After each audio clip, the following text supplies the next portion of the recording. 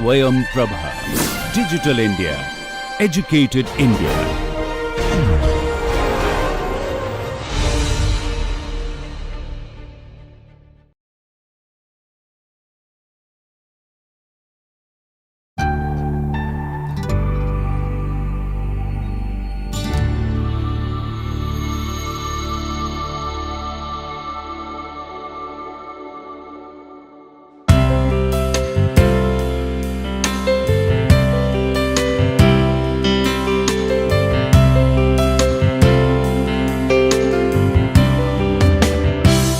Good morning. Welcome to the online course on Sustainable Architecture. I'm your instructor, Dr. Avlokita Agrawal, Assistant Professor at Department of Architecture and Planning, IIT Roorkee. In the previous 3 lectures, we have seen the impacts of built environment and development on the elements of nature, that is, water, land, and air. In today's lecture, we would see how the changes which have been inflicted upon natural environment, or what is the impact of built environment and the impacts on natural environment have on the social and cultural well-being of human beings. If we look at the historic data of population growth and also look at the forecasts as shown on the screen, we see that the overall world population is increasing at a very fast pace, and it is estimated, it is projected that the population growth of Africa and Asia will be almost 90% of the total population growth in the world, and urbanization by 2050, which implies it would be putting a much more pressure on natural resources. Out of this overall population growth, if we see the percentage share of urban population, we see it to be increasing steeply. The rural population out of the total population would be on a decline in the years to come, and there will be more and more concentration of people in the urban areas. Our urban areas, as we have already seen, are reeling under the pressure of this population. They are not able to cope up, they are not able to manage their resources, the consumption, the way it is going right now. And in the time to come, this pressure is going to increase as the world is gradually becoming more and more urbanized. If we look at the America, it is already more than 80% urbanized, while if we look at Asia and Africa, it is around 50% urbanized. We are looking at greater concentration of population in these 2 continents, and we are also looking at an increased urbanization in these 2 continents. We already know the kind of dismal situation that we have in Asia, of which we are part. If we are becoming more and more urbanized towards 2050, we are going to face severe crisis of resources. As an estimate which has been put up by world agencies, only 1/3 of the built stock in India has been constructed as of now. Around 60% of the built stock is yet to come up in the time, which implies that more and more buildings will be built, more and more urban areas will be created. We already are seeing a shortage of forests per capita. We are already seeing a shortage of water, clean air, land, cultivable land for feeding this existing population. What would the projected population do to us? Now, that is just an estimate of how the world is going to be, and majority of the socio-cultural problems are because of the settlements becoming larger in size and more urbanized. If we look at the problems, socio-cultural problems of urbanization, the first and the most severe problem is the gap which is increasing between the rich and the poor. Because of flocking of people of all types, of all skill sets, of all characteristics in one center, urban center, this gap is going to increase further. There are people who possessed certain skill set, for example farming, but they come to an urban center in search for a better employment and they do not get paid enough. They become poorer, while there is other class which is becoming richer because it has adapted, that class has adapted or has developed the skill set. This gap, this divide between the rich and the poor is evident across the world in urban centers. I am not talking about the developed countries where the large part of the population has crossed that threshold, but I am talking about largely the developing nations. Such scenarios are quite common. There is a larger population which is deprived of the resources, while the some few, select few, consume excessively high amount of resources for their survival. Besides this urban and poor divide, there is also a rural urban divide, because more and more urban areas, there is a greater focus on development of urban areas than equipping the rural areas with the same facilities. For example, health, education, especially in a country like ours, we have very poor facilities for education of children and for health. Rural areas are totally deprived of that. These two together, the gap between the rich and poor and this divide between rural and urban, leads to many more social problems. For example, an increased rate of crime. There is an increased rate of crime simply because there are few who have accumulated a lot of resources, while there are other few who have no access to these resources. So the crime rate has been on rise across the world, primarily because of this reason. There are many other urban social issues. These issues are because of the way our cities are growing. One very basic reason being the cities are much larger. They are so big that people do not associate or connect with other individuals, other people living around them. Now, humans are social animals by their existence. Now, if we do not socialize, that is when a lot of social problems begin to arise. As compared to that, let us compare our bigger urban centers with the rural settlements, which are small in size and are also more connected, where the society is more connected. In a rural area, people were more connected. Everybody knew each other, and by virtue of that, they took care of each other for their social needs, for their, at times, their economic needs. While in an urban area, we are not bothered about what the other person is going through. That is causing anxiety and depression in majority of the people, because we are not able to socialize, we are not able to express ourselves, vent our anxieties out. And that is why a greater percentage of population in urban areas is depressed. They bear anxiety and depression. There is bullying, because people don't know each other, they don't sympathize with each other, they don't have the fear of being scolded or caught by other people for misbehaving. That is why bullying, which further leads to anxiety and depression.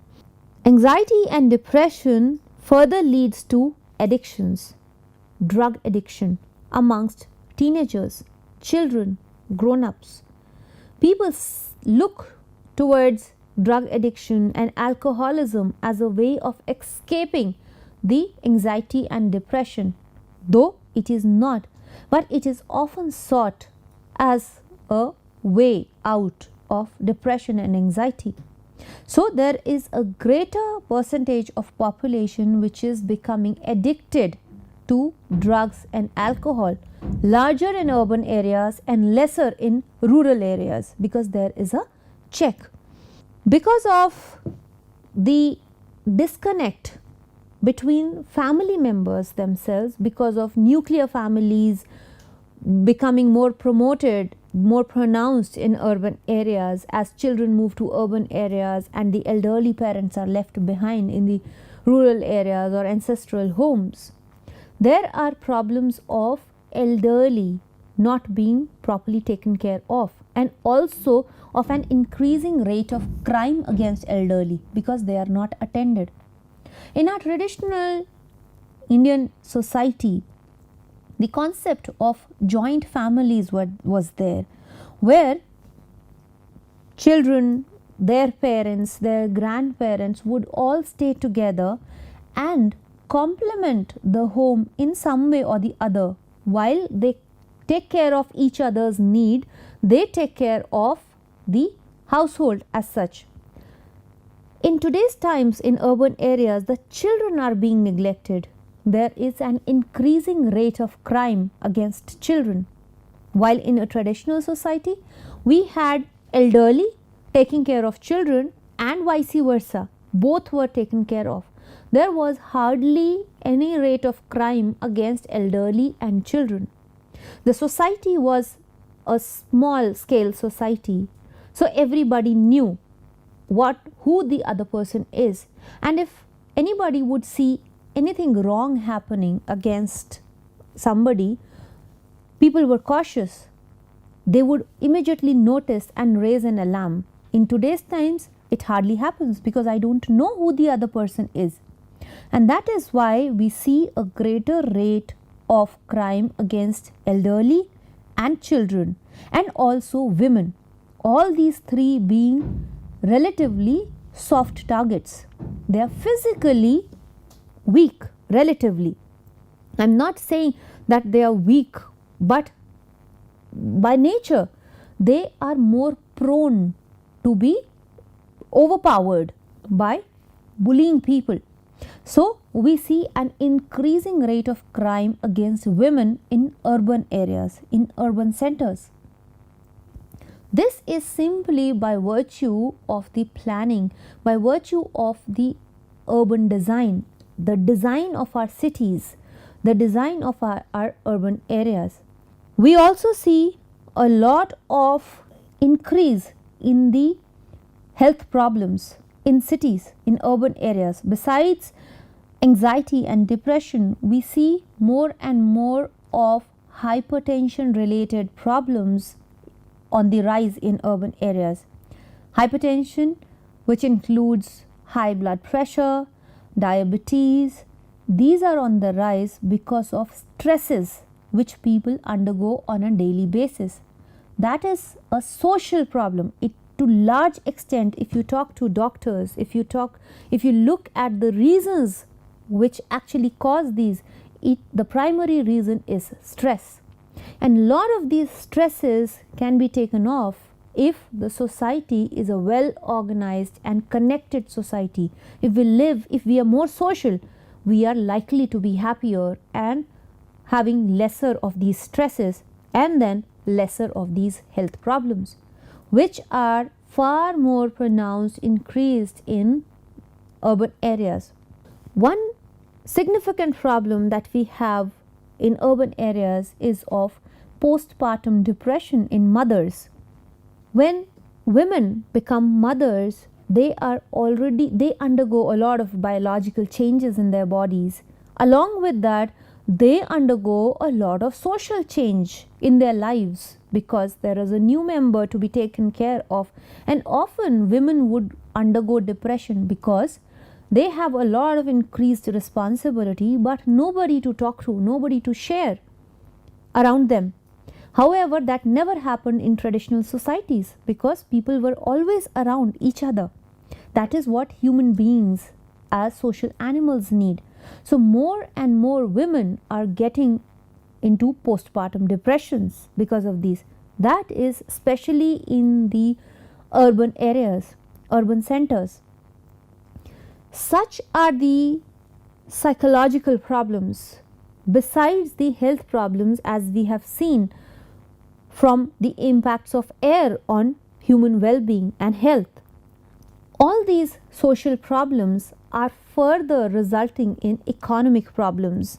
So, there is an increased cost of welfare.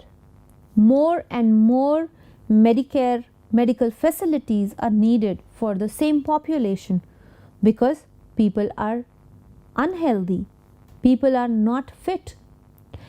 Besides the increasing costs of medical facilities, it also impacts the economy because they are poor performers. There are more hours of absence from the work.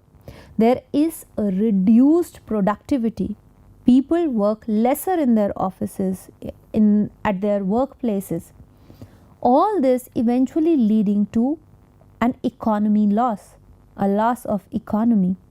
Because of urban areas getting crowded and there are infrastructural problems, the access to basic needs is not there.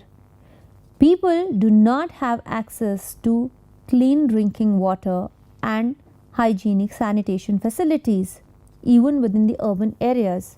Some people have the access to the best of facilities while some have none. This is because of the increased tremendous pressure on the natural resources in urban areas. There is a weak access to health despite a lot of hospitals and clinics being available in the cities. The access to healthcare facilities is not there for everyone because it comes at a price, and the population is so much, the concentration of population in urban centers is so high that even the subsidized and government provided healthcare is not enough to cater to the needs of this entire population. Though reforms are happening, changes are happening, yet if the urban areas continue to grow like that, if the built environment continues to grow like that, I am not just talking about large urban areas but the smaller towns which are becoming more and more urbanized, the same problems will start creeping in these tier 2, tier 3 cities as well. They have already started happening.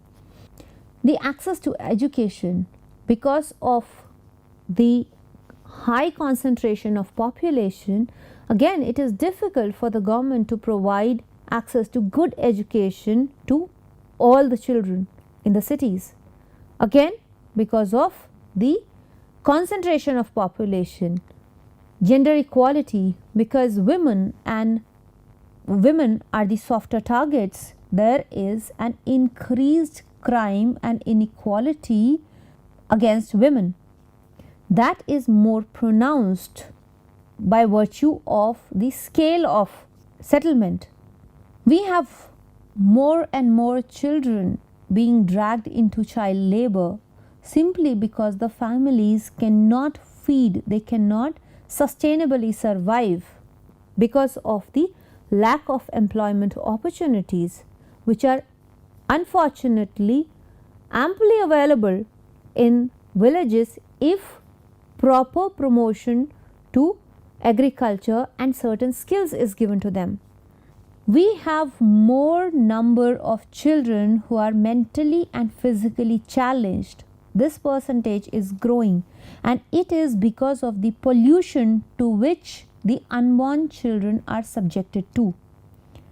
Because of this contamination and pollution, there are more children who are growing to become mentally or physically challenged.